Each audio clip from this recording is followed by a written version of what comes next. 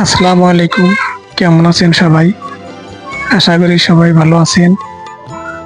আজ আমরা গাজীপুরের একটি দর্শনীয় স্থান, যার নাম মুখোশবিল, সেই মুখোশবিলের উদ্দেশ্যে রওনা হয়েছি। শুনেছি এখানে অনেক সুন্দর জায়গা, বিশাল বিল রয়েছে। সেই বিলের উদ্দেশ্যে রওনা হলাম।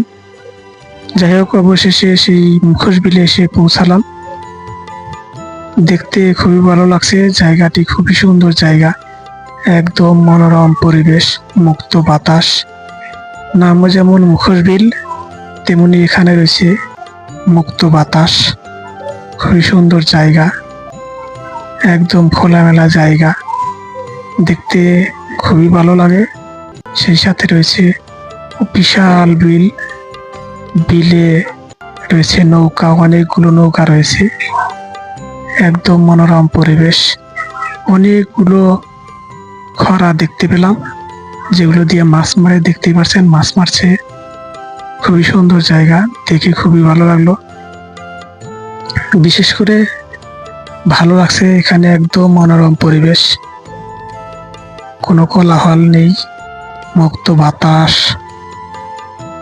খুবই ভালো লেগেছে আমার।